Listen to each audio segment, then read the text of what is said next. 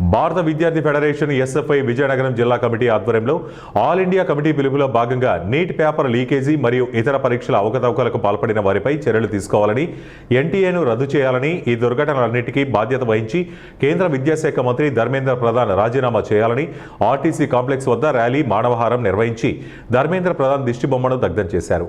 ఈ కార్యక్రమంలో భాగంగా ఎస్ఎఫ్ఐ రాష్ట్ర అధ్యక్షులు పూడి రామ్మోహన్ రావు మాట్లాడుతూ ప్రభుత్వం ముందు కొన్ని డిమాండ్స్ పెట్టారు. కేంద్ర విద్యాశాఖ మంత్రి ధర్మేంద్ర ప్రధాన్ తక్షణమే రాజీనామా చేయాలి. నీట్ యూజీ 2026 పేపర్ లీక్పై స్వతంత్ర న్యాయ విచారణ జరపాలి. నీట్, యూజీసీ, నెట్, సియుఈటీ, సిబిఎస్ఈ అవకతవకలపై కాలపరిమితి ఉన్న విచారణ కమిటీ ఏర్పాటు చేయాలి. పేపర్ లీకులు, పరీక్షల అవకతవకలకు బాధ్యులైన వారిని కఠినంగా శిక్షించాలి. విద్యార్థుల భవిష్యత్తుతో చెలగాటమాడిన అధికారులపై క్రిమినల్ చర్యలు తీసుకోవాలి. పరీక్షల నిర్వహణలో పారదర్శకతను నిర్ధారించాలి. ప్రభావిత విద్యార్థులకు న్యాయం చేయాలన్నారు.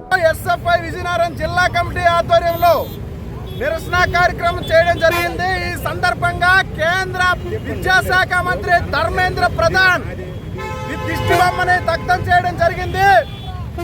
ఈరోజు ధర్మేంద్ర ప్రధాన్ ఆధ్వర్యంలో నడుస్తున్న విద్యాశాఖ చాలా అస్పష్టంగా ఈ దేశ విద్యార్థుల జీవితాలు నాశనం చేసే విధంగా ఉంది.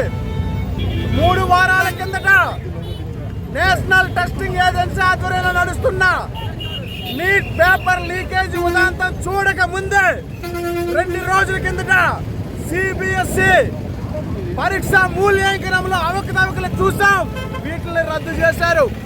సియువిటి పరీక్షలో అవకతవకలు చూసాం, పేపర్ లీకేజ్ చూసాం. యూజీసీ, నెట్ పరీక్షలు నిన్న జరగాల్సిన ఆపేశారు. అంటే ఈ కేంద్ర ప్రభుత్వం నేషనల్ టెస్టింగ్ ఏజెన్సీ ఆధ్వర్యంలో ఈ దేశ విద్యార్థుల యొక్క భవితవ్యం గందరగోళం చేస్తున్నారని చెప్పి ఈ సందర్భంగా మేము అభిప్రాయపడుతున్నాం. ఖచ్చితంగా ధర్మేంద్ర ప్రధాన్ రాజీనామా చేయాలి, చేత కాకపోతే దిగిపో అని చెప్పి మేము ఈ సందర్భంగా డిమాండ్ చేస్తున్నాం. ఈరోజు రాష్ట్రాల పరిధిలో ఉన్న నీట్ని కేంద్రం పరిధిలోకి తీసుకుపోయారు.